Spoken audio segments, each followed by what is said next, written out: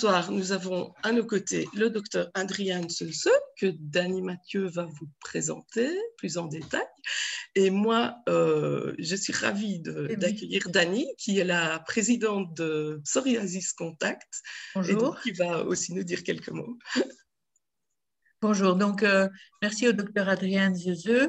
Il est docteur en rhumatologie et professeur aux cliniques universitaires Saint-Luc. Et il va nous faire un exposé sur le psoriasis et surtout l'arthrite psoriasique. Je remercie également l'association Claire de nous avoir conviés à ce webinaire, car comme on va le découvrir, le psoriasis, ce n'est pas seulement une maladie de la peau. Je veux dire, elle doit être vraiment bien soignée, car si ce n'est pas le cas, il peut y arriver qu'il y ait de graves conséquences. Et donc, voilà. N'hésitez pas à poser des questions.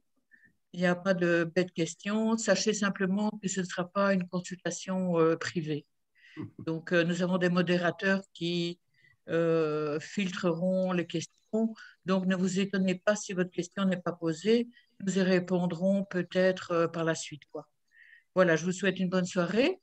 Je laisse la place à Cécile, que je remercie. Donc, merci beaucoup, Dany, mais franchement, les remerciements sont tout à fait réciproques parce que la construction de ce webinaire est vraiment un travail commun dans lequel l'un et l'autre s'est autant impliqué. Et je trouve ça chouette qu'on retrouve au niveau associatif le fait qu'en fait, on a la même maladie et qu'on est capable de s'associer pour informer et améliorer la maladie, le vécu des malades. Mais voilà, sans plus tarder, je passais la parole donc au docteur Seuse. Ok, merci beaucoup pour cette introduction. Donc, attendez, ça, je mets le partage. C'est prêt? Couper mon micro. Je pense que c'est bon. Voilà, on peut changer. Là, vous voyez bien les images, hein, l'écran.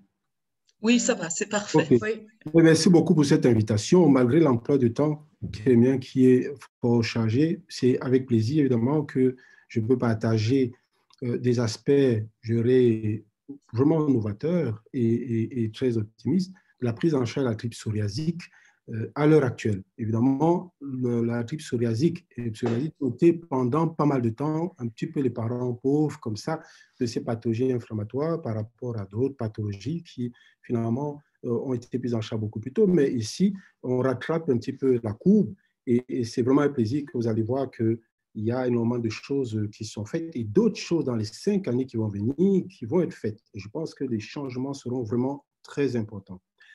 Alors, évidemment, les dias sont en anglais parce qu'en Belgique, j'ai l'habitude de parler pour les deux communautés. Donc, en général, c'est en anglais, mais la présentation est faite en français. Et s'il y a quoi que ce soit comme question, bien sûr, n'hésitez pas.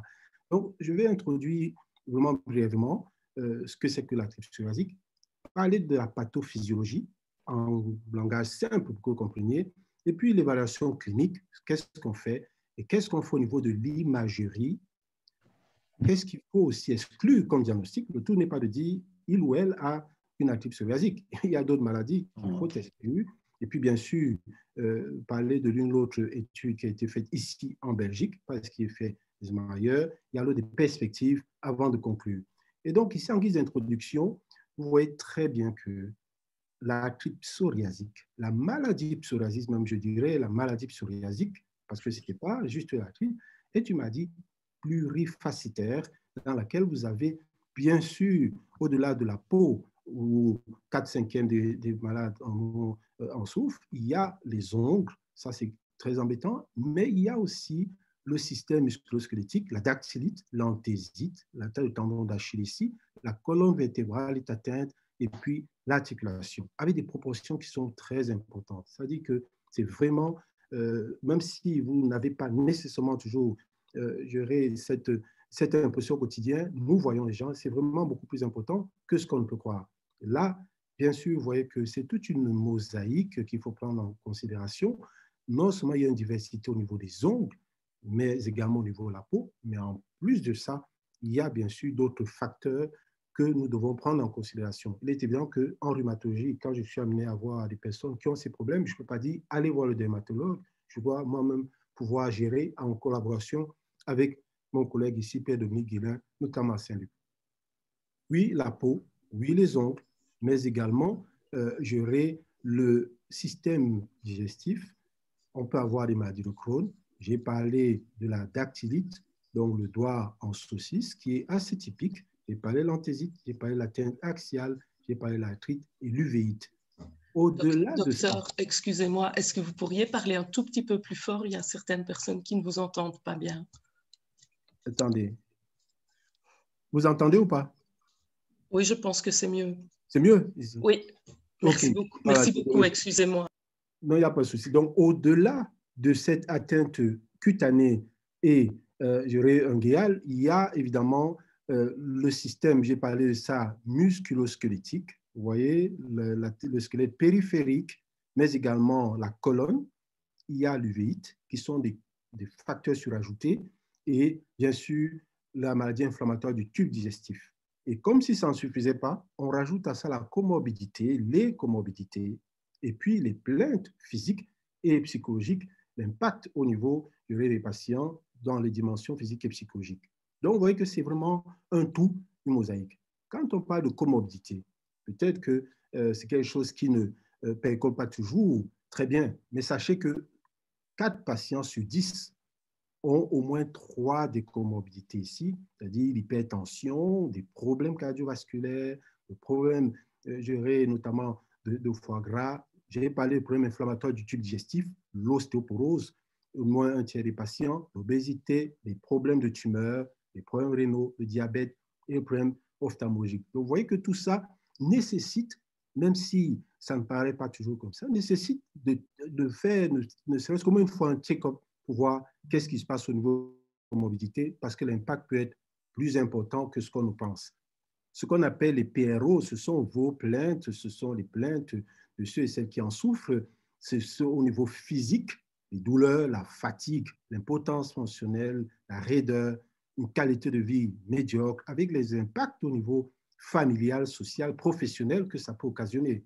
Bien sûr, les problèmes psychologiques sont là, le stress, l'anxiété, la dépression. Quand on est problème cutané, bah, c'est souvent difficile de pouvoir gérer quand on sort. Donc, tout ça, je ne peux pas, nous ne pouvons pas banaliser, nous devons prendre en considération. Vous devez savoir, pour ceux et celles qui ont une atteinte cutanée, que 4 patients sur 10 avec atteinte cutanée ont une arthrite psoriasique non diagnostiquée. Donc ça, c'est quand même une proportion importante. Et puis ici, manifestement, il y a une prévalence de l'arthrite psoriasique dans 30% des patients avec psoriasique, 3 sur 10. Bien sûr, dans les deux sexes, on peut avoir, il n'y a pas de différence, ça peut apparaître dans les deux sexes à tout âge également. Donc, c'est important, c'est grosso modo quand même 1% des gens. Il faut bien sûr prendre en considération ces proportions qui ne doivent pas être banalisées. Donc, je dis, j'ai des jeunes, j'ai des plus âgés, des dames, des hommes, sans distinction, avec une atteinte en général articulaire, mono, oligo ou polyarticulaire qu'il faut prendre en considération.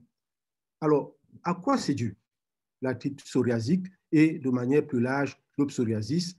Je vais évidemment vous schématiser simplement ce qui est au cœur en quelque sorte de la pathologie, ce qu'on appelle l'anthésite, qui est la tache du tendon ou du ligament sur l'os. Et dans cette anthésite, dans cette attache, chez des gens qui ont la génétique prédisposée, des gènes bien spécifiques, comme le gène l'interleukine, le récepteur l'interleukine 23 ou l'HLA27, chez des gens qui font du stress mécanique, qui sollicitent régulièrement leur articulation, au niveau de la jonction, dans ce qu'on appelle complexe antéro-synovial, la jonction, la tache même sur l'os, il y a bien sûr production d'une série de cytokines, c'est-à-dire de protéines pro-inflammatoires qui dégagent évidemment du feu au niveau de l'articulation et de ce tendon. Donc ici, vous voyez que cette jonction du tendon sur l'os est le siège vraiment d'une production, d'une série de facteurs. Je n'entrerai pas dans les détails à ce sujet, mais tous ces facteurs, les uns les autres, sont vraiment agressifs pour la jonction, pour l'os et donc pour l'articulation. Ça veut dire quoi? Ça veut dire qu'il faut justement bloquer ces facteurs. C'est pour ça qu'il y a les anti-TNF, les anti-A17, pour empêcher qu'il y ait cette agression permanente du tendon et bien sûr de l'os et de l'articulation.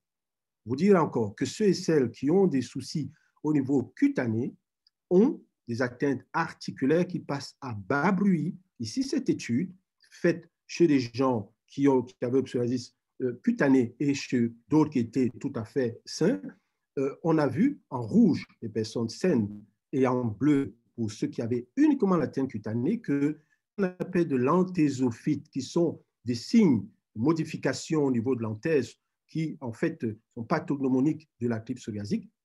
Ces personnes avaient plus d'anthésopathie, d'anthésophyte que les autres.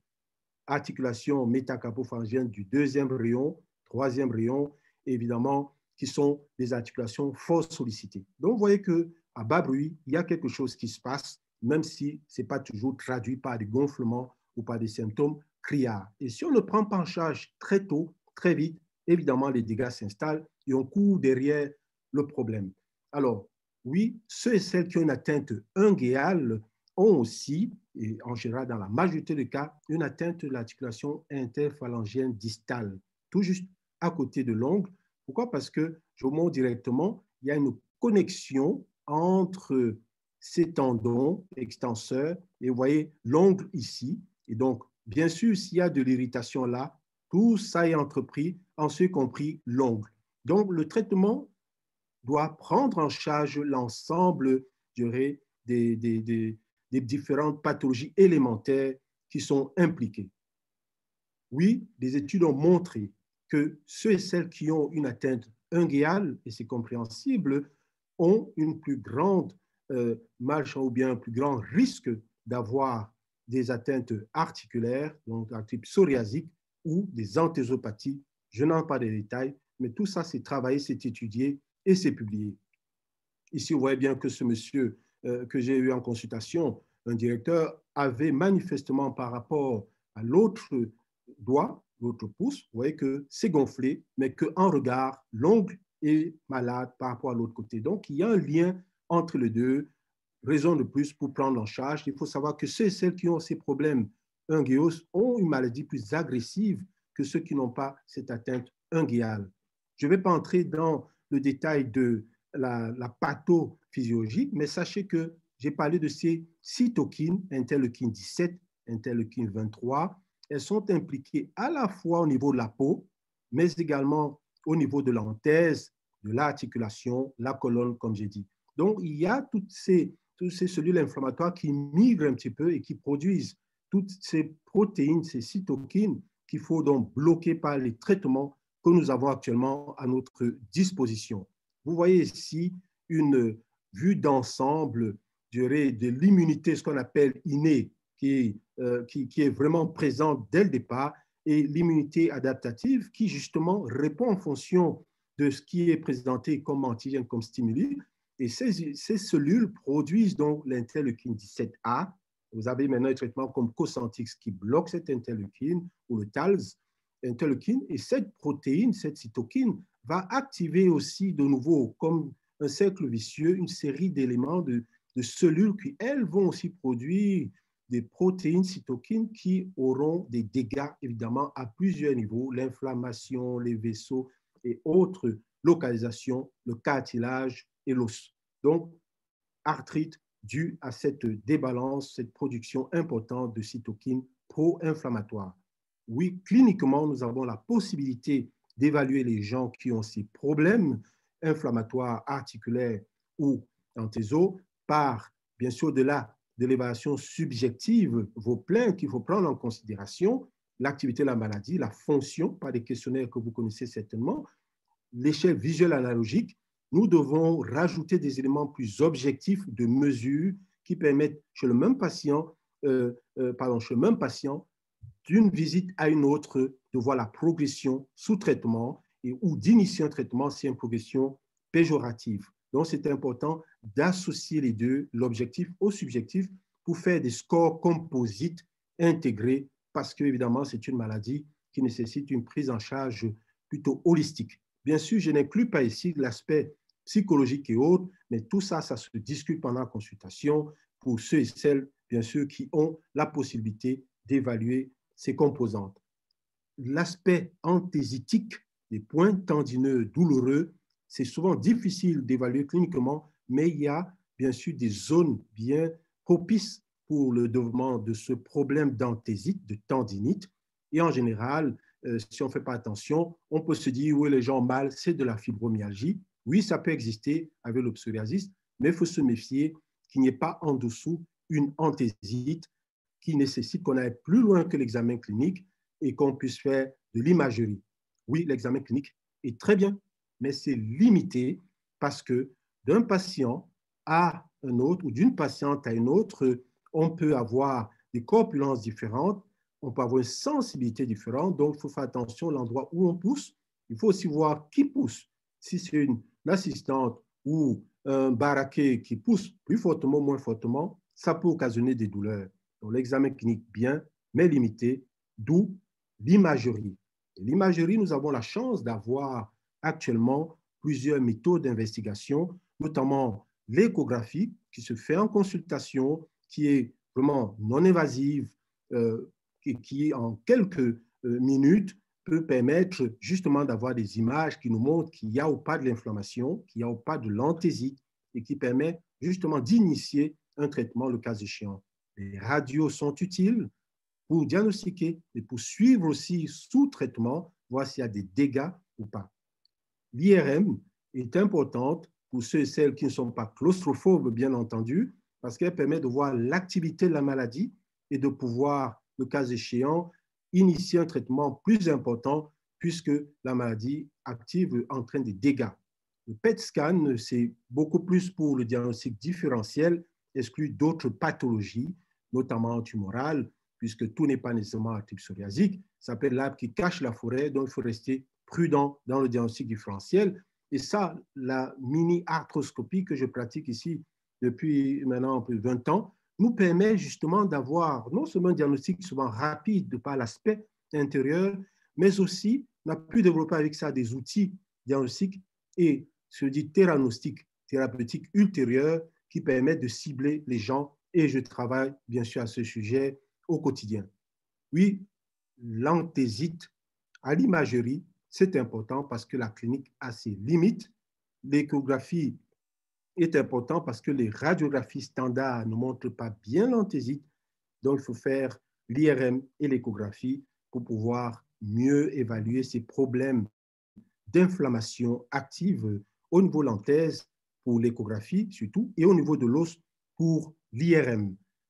L'échographie, vous voyez ici, c'est dans les deux plans. Au niveau du poignet, on peut, par cette coupe et celle-là longitudinale transversale, voir ce qui se passe à l'intérieur en échelle de gris. Vous voyez que là, ce sont des tendons qui sont visibles et autour, il y a cette zone plus ou moins grisâtre, noirâtre qui représente l'inflammation, la prolifération. Vous voyez, le tendon, il est là et on voit autour qu'il y a du matériel qui ne devrait pas y être de part et d'autre et qui est de l'inflammation à traiter, bien entendu. Vous voyez ici, quand on rajoute ce qu'on appelle le Doppler couleur, là, ça nous montre l'activité de la maladie. Ça veut dire que ce n'est pas simplement une inflammation qui pourrait être comme la chronique sans plus, mais ça nous dit, attention, cette personne a vraiment quelque chose d'agressif, d'actif, et donc il faut plutôt adapter le traitement de manière optimale. Au niveau des genoux, vous voyez que non seulement on peut voir, ça c'est l'os, la tache sur l'os avec un peu d'inflammation, mais on peut aussi voir la présence ou pas de ces zones noires qui est du liquide, ce qui est évidemment hypoéchogène. Et donc on dit, oui, le genou fait mal, mais il y a un gonflement, on peut ponçonner, on peut infiltrer, on peut aller plus loin par d'autres techniques. Ici, au niveau du coude, c'est vraiment précis. Vous voyez que ça, c'est également l'os. On voit bien le tendon qui vient s'attacher en échelle de gris. Et si je veux savoir s'il y a ou pas de l'activité,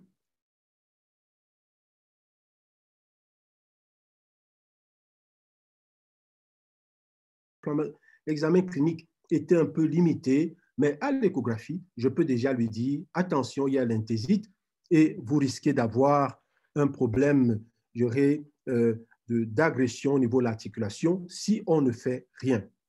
Bien sûr, l'échographie, c'est pour le diagnostic, mais c'est aussi pour le suivi des patients sous traitement. Vous voyez que cette personne avait beaucoup d'inflammation au début et son score visuel sur une échelle de 0 à 10 était à 8, tellement elle avait des problèmes, des douleurs.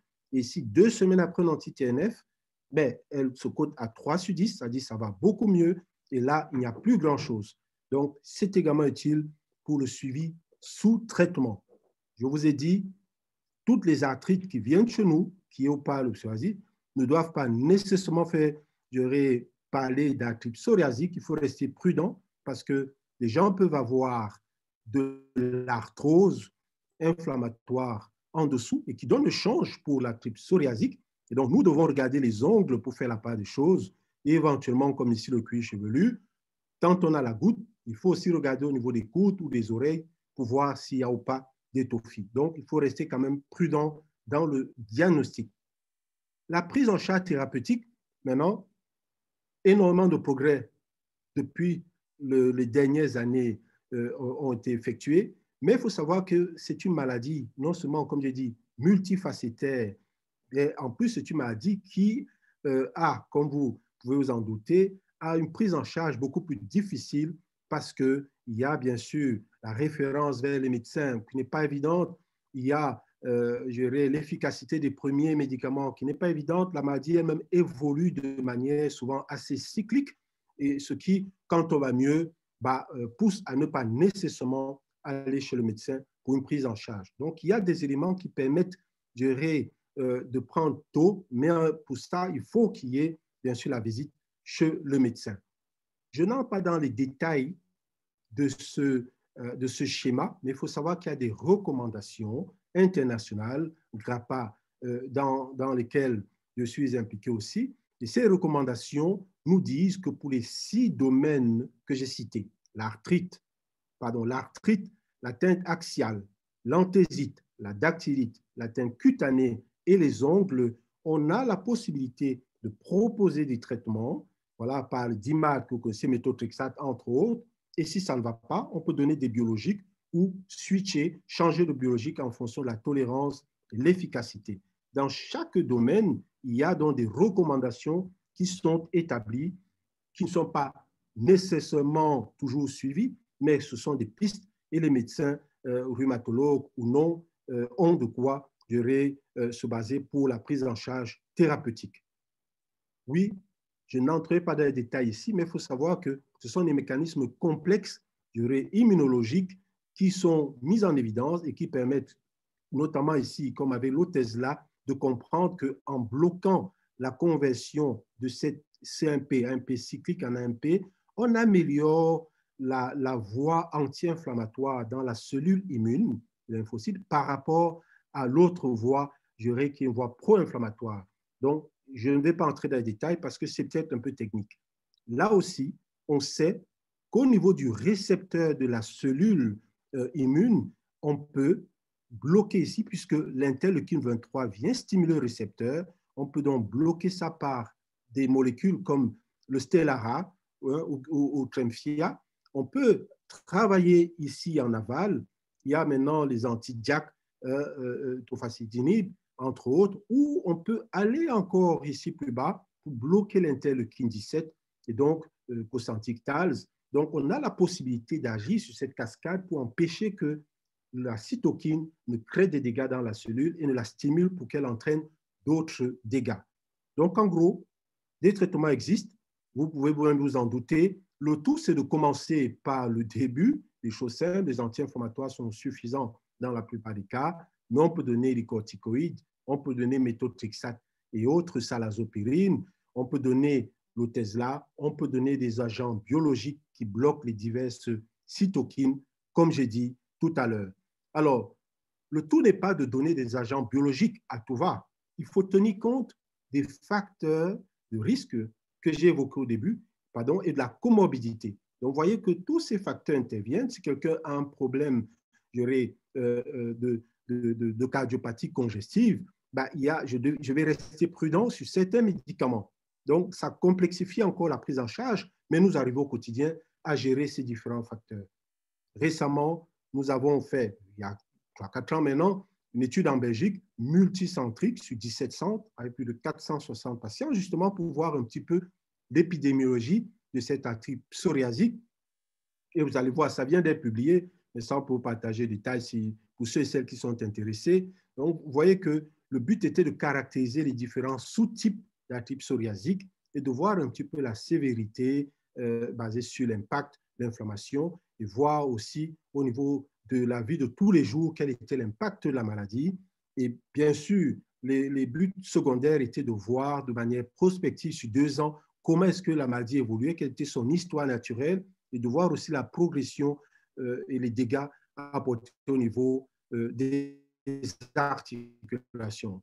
Ici, non pas dans l'état je viens de dire, au moins 17 centres ont participé, académiques et non académiques, dans les 2 parties de la Belgique, et puis bien sûr Bruxelles inclus. Et là, on a fait donc des visites 0, 1 an, 2 ans, grosso modo. Et alors, on a pu avoir des données, je ne rentre pas dans les détails, qui nous ont permis de comprendre ce qui se passe au niveau démographique. Vous pouvez voir ici que sur les 461 patients et patientes qui ont été suivis, 4/5 avaient des problèmes axiaux combinés à l'atteinte périphérique.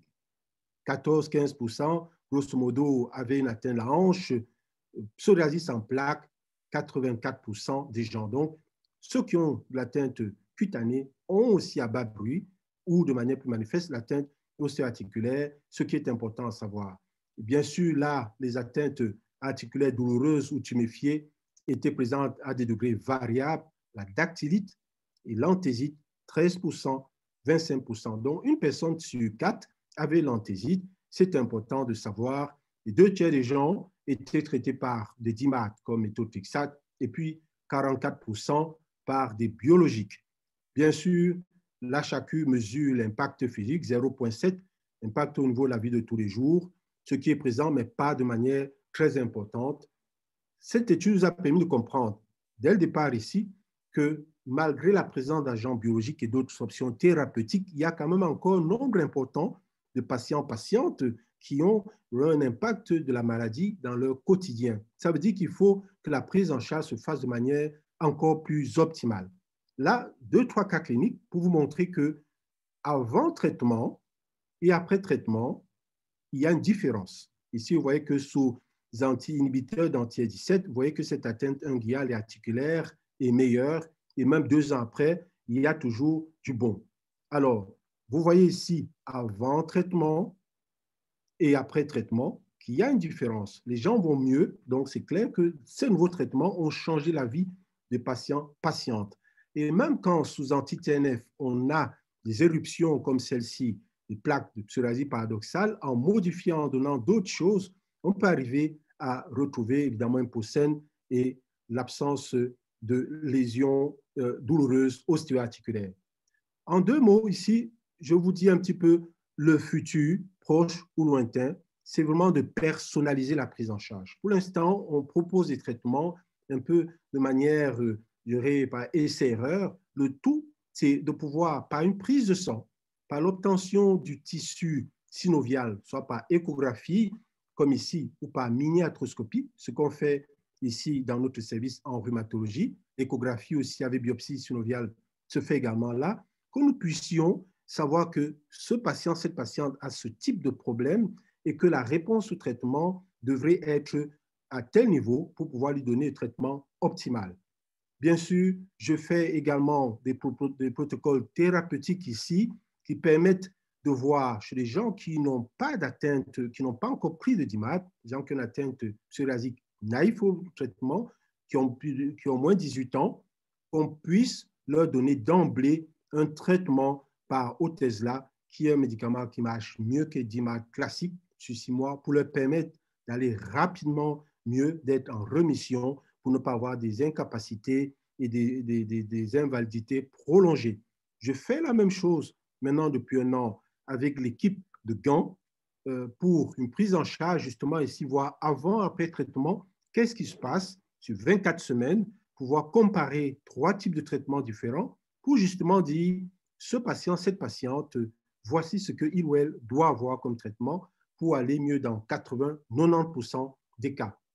Bien sûr, pour conclure, je dirais que l'approche de la maladie psoriasique doit être pluridisciplinaire puisque c'est une maladie multifacétaire, qu'il ne faut pas oublier les comorbidités et les plaintes de patients, vos plaintes, qu'il faut tenir compte de la peau, c'est exact, les dermatologues font ça très bien, il faut tenir compte des articulations, ça c'est notre job au quotidien, il faut tenir compte de la pathologie axiale, la colonne, c'est notre job, il faut tenir compte de la dactylite, le doigt en saucisse boudiné, qui est très invalidant, c'est notre travail, de l'anthésite, c'est également notre travail, et les ongles, on peut partager ça bien volontiers avec les dermatologues. Simplement vous dire ici que vous voyez cette image d'Obama et son sourire. Bien sûr, c'est une image qui, de prime abord, donne l'aspect d'Obama, mais au-delà de ça, il faut voir ce qu'il y a derrière, ce qui a permis de faire cette image, toutes les ovations qui ont été faites pour ces 8 années de présidence, et c'est un peu ça. Vous voyez le psoriasis cutané, mais derrière, voyez toutes les implications qu'il y a au niveau du psoriasis articulaire, et je vous remercie pour votre attention. Eh bien, merci à vous. Oui, docteur Ntezeux, merci beaucoup pour cet exposé très complet. Je pense que il sera nécessaire de le revoir pour certains dans nos rediffusions. Je pense qu'ils seront accessibles tant chez Psoriasis Contact que chez nous.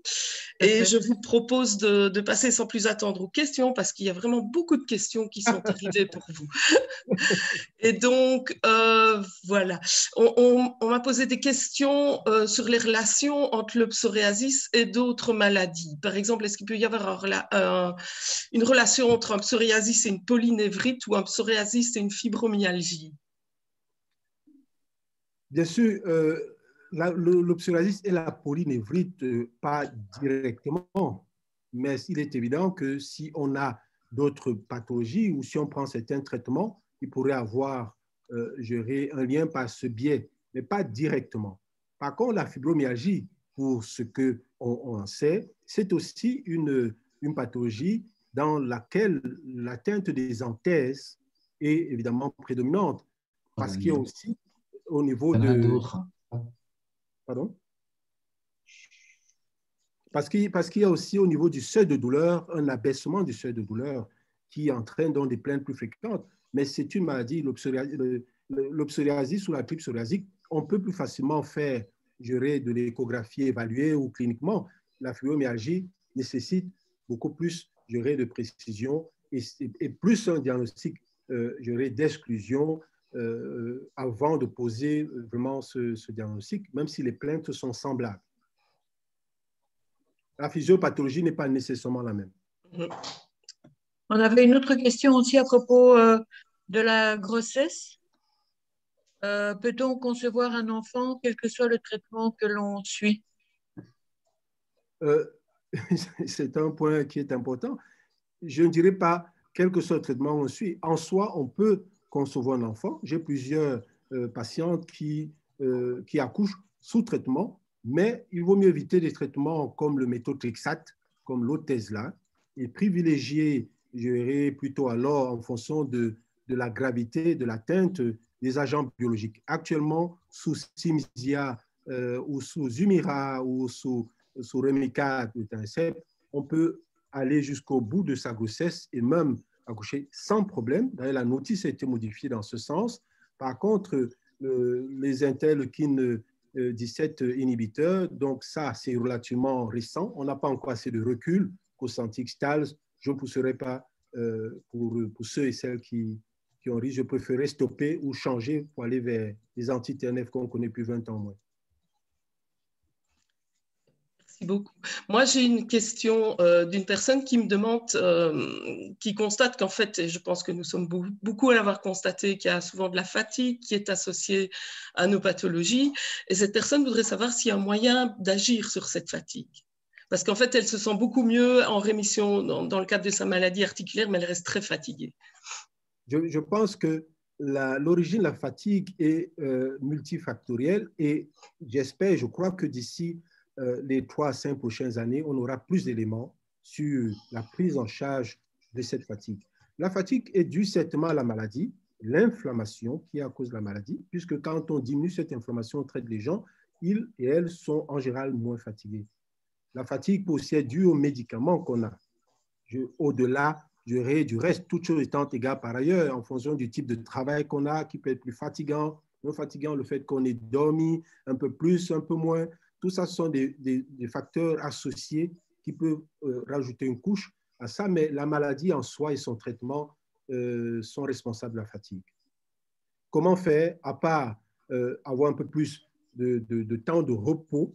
Bah, bien sûr, il faut mettre déjà l'activité de la maladie je dis, zéro ou bien à l'activité légère. Et puis, bien sûr, prendre de temps en temps des vitamines, ou des kiwis, des oranges, des trucs qui boostent un petit peu, qui donnent un peu d'énergie. OK. Vous dites que 4 patients sur 10 vont probablement souffrir d'arthrite psoriasique, ce qui veut dire que il y a un Belge sur 30 qui a du psoriasis, ça voudrait dire que 12 personnes vont ou ont de l'arthrite psoriasique et l'ignorent. Alors ma question était de savoir quels sont réellement vous l'avez sans doute dit, mais bon voilà, quels sont réellement les premiers symptômes qui sont alarmistes, je veux dire. Les signes inflammatoires sont la douleur, la chaleur, la tuméfaction, la rougeur. Évidemment, quand c'est au niveau de l'articulation, la douleur, l'inflammation sont beaucoup plus présents, sont beaucoup plus présentes, c'est-à-dire douleur et gonflement par rapport, par exemple, à la rougeur. Quand c'est l'anthèse, le tendon, le coude et autres, bah, il n'y aura pas ce gonflement en général, sauf au niveau du tendon d'Achille. Il y aura la douleur et ça, on aura tendance souvent à banaliser, à dire oh, parce que j'ai fait assez ceci, cela. Mais c'est en fait le signe cardinal, la douleur. Si quelqu'une vient me voir, n'a pas mal, me dit est-ce que j'ai une anthésite, je vais bien faire l'échographie juste pour assurer, faire plaisir. Mais je ne ferai rien au niveau traitement, à part dire attention de ne pas trop solliciter le tendon concerné. Parce qu'on traite finalement une douleur. Si quelqu'un n'a rien et que je donne un antidouleur, il me dira oui, je vais même, en fait, j'avais 0 sur une échelle de douleur. Okay. Donc, douleur, oui. Gonflement, oui. Les ongles? Ça, c'est clair. Les ongles, c'est vraiment psoriasis au niveau du cuir chevelu. Psoriasis unguéal, psoriasis au niveau de la plante des pieds sont les 3 atteintes qui sont les plus agressives en général. Okay. Donc, moi, je demanderais à quelqu'un qui a une atteinte unguéale d'être beaucoup plus attentif aux douleurs au niveau des articulations. OK. Merci beaucoup pour cette réponse très précise. Alors, moi, j'ai une personne qui pose vraiment une question très intéressante. Donc, en fait, les traitements pour le psoriasis sévère et pour l'arthrite psoriasique sont souvent identiques, basés sur les mêmes molécules. Est-ce que, dans ce cas, est-ce qu'on ne risque pas de louper le diagnostic d'arthrite psoriasique? Alors, est-ce que c'est important ou est-ce que c'est sans conséquence parce que c'est traité de toute façon? C'est une très bonne question, effectivement. Oui. Notre but n'est pas de dire les gens ont l'arthrite psoriasique et puis, oh, OK. Non. Si les gens sont traités, si les gens n'ont pas mal, nous sommes heureux. Donc, si quelqu'un a un traitement pour le psocutané qui marche bien pour son articulation, je suis très content. Mais si quelqu'un a un traitement comme les anti-L23, Stellara par exemple, et qui a des plaintes au niveau du dos axial, ça ne marche pas bien pour ça. Il faut que je fasse quelque chose d'autre ou que j'adapte son traitement. Donc oui, les gens qui ont le traitement et qui n'ont aucune plainte musculo-squelettique, ça, ils peuvent passer à distance et dire coucou une fois par an, tous les 2 ans, juste dire, tiens, comment est-ce que ça se passe? Pour ceux et celles qui ont le traitement et qui ont quand même encore des plaintes musculo-squelettiques, il faut faire attention. Il vaut mieux consulter parce que ça dit que le traitement n'est peut-être pas optimal. Il faut savoir que ce n'est pas non plus 100% de résultats avec tous ces traitements. Et donc, il faut rester prudent devant des plaintes. Merci. Oui, est-ce que vous préconisez le sport ou pas? Plutôt le sport natation ou, enfin voilà, hydrothérapie? Peut-être pas le catch, mais disons que le vélo, la natation, parce que ces sports utilisent de manière beaucoup plus harmonieuse les articulations et muscles. par rapport à d'autres activités comme, c'est pas moi, le tennis ou d'autres sports, badminton, où on utilise toujours le même, on fait le même mouvement et on sollicite toujours les mêmes tendons et muscles. Parfait.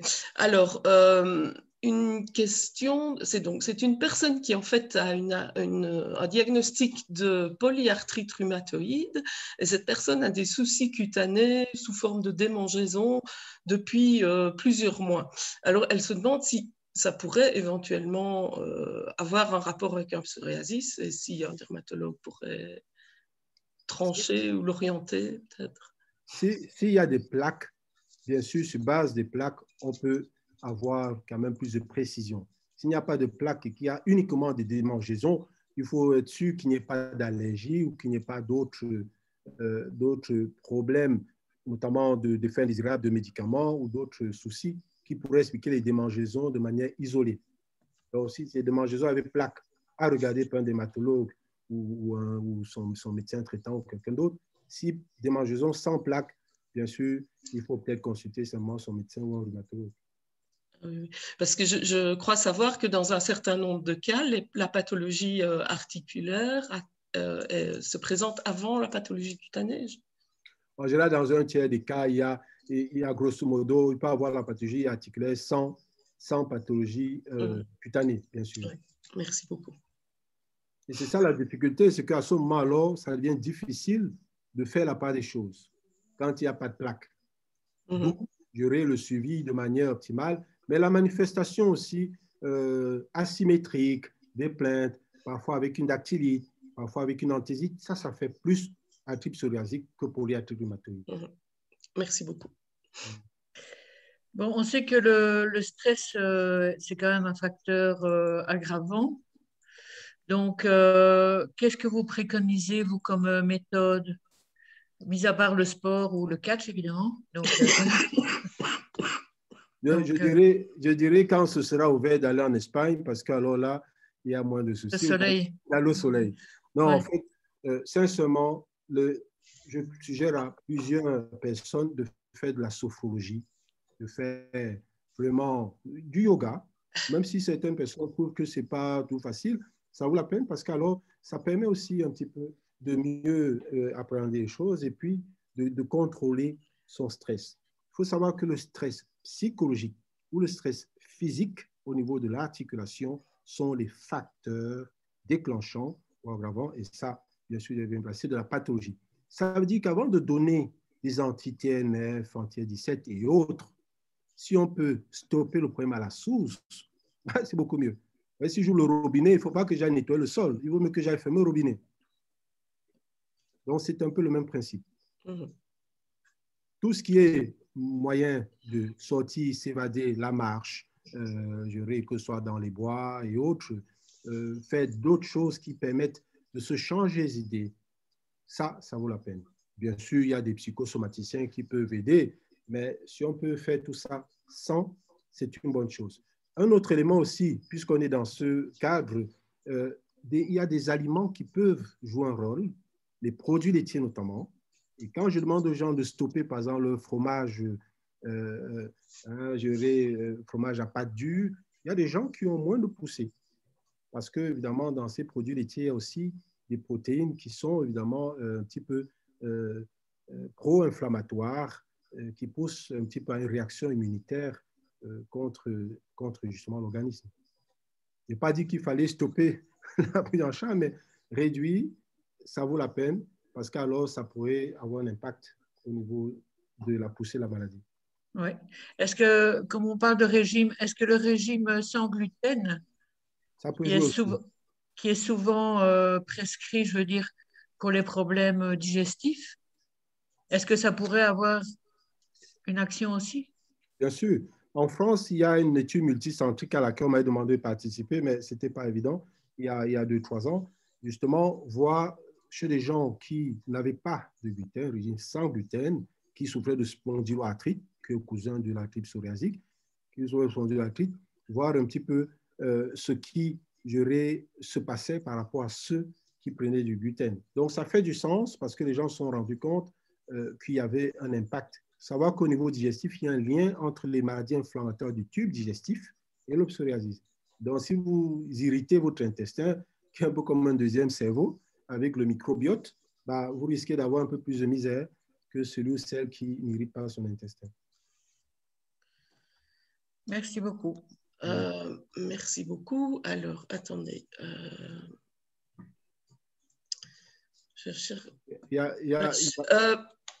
J'avais une question de quelqu'un tantôt avant de commencer qui posait la question sous Cosentyx, risque avec cancer et autres. Oui. Bien sûr, c'est relativement récent le Cosentyx par rapport aux anti-TNF. Les anti-TNF qu'on connaît depuis les années 2000 sont quand même bien maîtrisés. Mais dans tous les cas, je pense que si on a un traitement qu'on doit avoir pour un cancer, il vaut mieux stopper pendant quand même, j'aurai au moins les quelques mois du traitement ou changer de traitement, stopper son traitement anti-inflammatoire, traitement par agent biologique.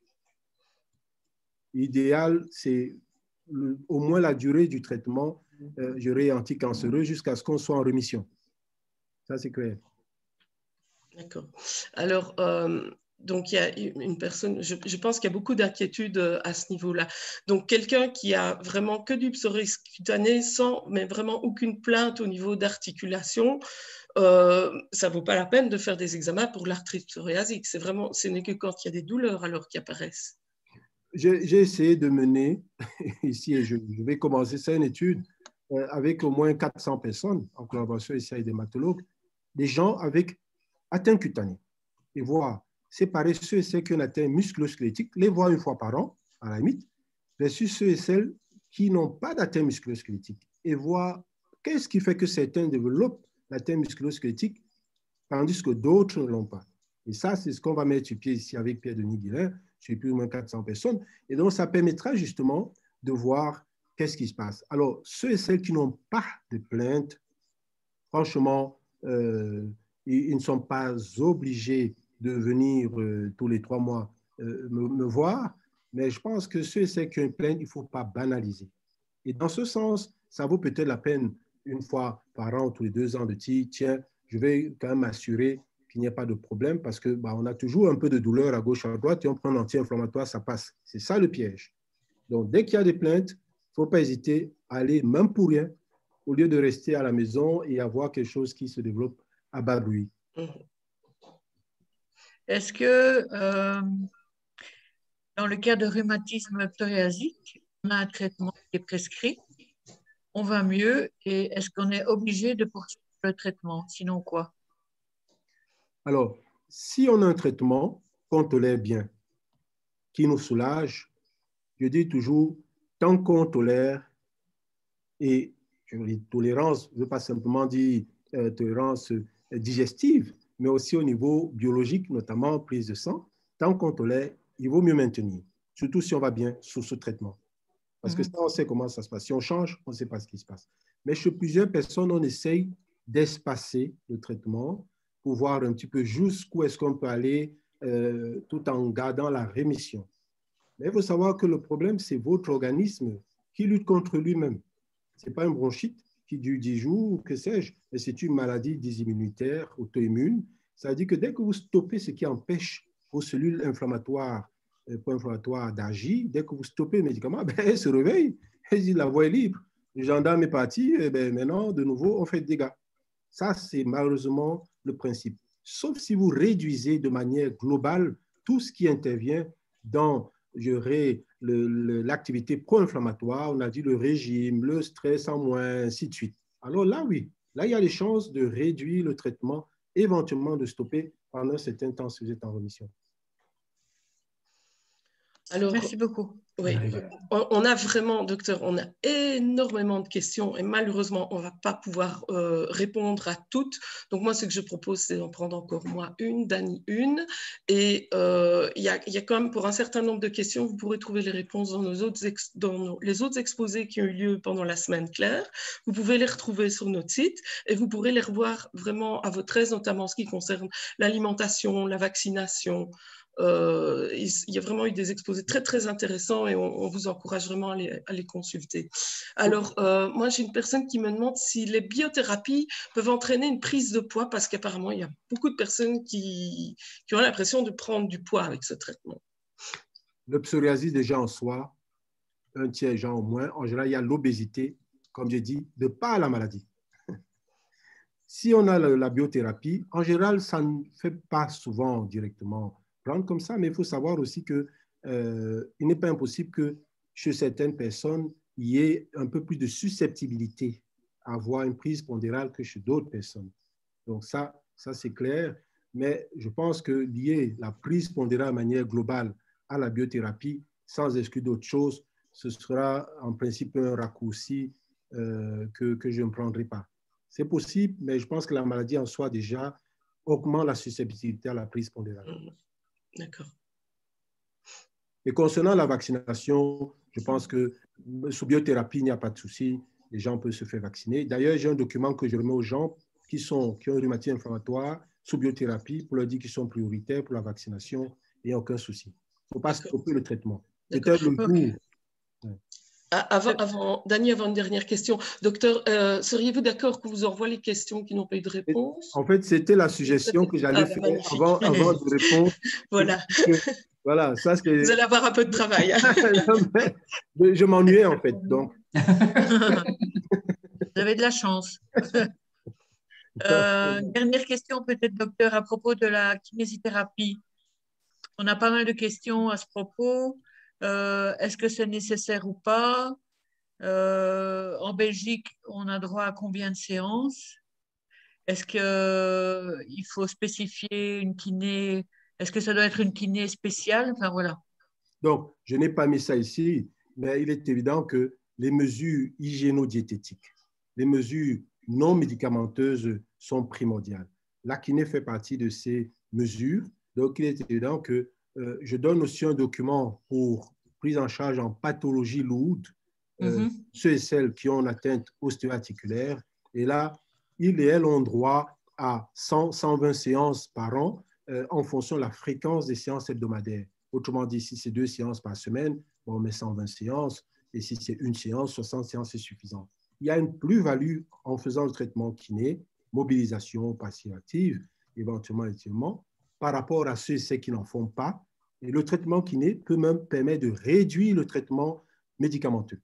Donc, je conseille vivement aux gens, au-delà de bouger par eux-mêmes, de faire, si possible, un traitement kiné, mobilisation, en fonction des localisations articulaires atteintes inflammatoires ou pas.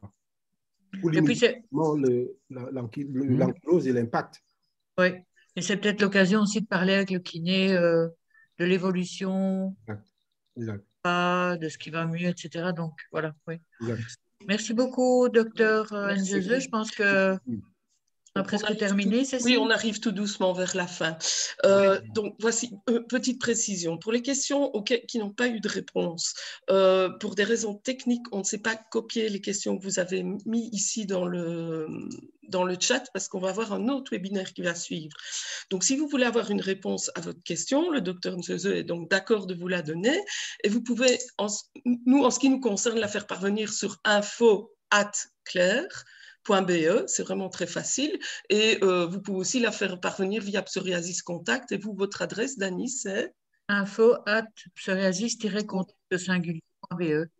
Voilà. Eh bien, oui. Et on vous encourage vraiment à le faire parce que il y avait énormément de spectateurs, tant ici sur le webinaire que sur Facebook, et on vous remercie vraiment de tout cœur, Dr Nzeze, pour votre exposé, pour votre patience, votre côté didactique, et on espère pouvoir vous retrouver tous à l'occasion d'un ou l'autre événement. Avec une conférence in visu. Oui, ce serait très agréable. Voilà, je pense que tout le monde attend que ça. Je vous remercie pour l'invitation et sincèrement, je vous souhaite de continuer à faire ce travail qui est très important et qui devrait vraiment être valorisé. Et je suis disponible pour donner un coup de main pour l'une ou l'autre chose, même si ce n'est pas toujours aussi évident. Je crois et je suis certain que d'ici les 5 prochaines années, il y aura des changements radicaux dans la prise en charge de ces problèmes inflammatoires articulaires. Ah ben, C'est très bien. merci beaucoup. C'est un beau message. Oui, on va se quitter vraiment sur ce message d'espoir pour tous les malades psoriasiques. Oui. Eh bien, voilà. Merci. Merci beaucoup. Merci à vous pour l'invitation. Bonne fin de soirée. Et une prochaine fois. Bonne fin de soirée. À bientôt. Oui. Au revoir. Au revoir.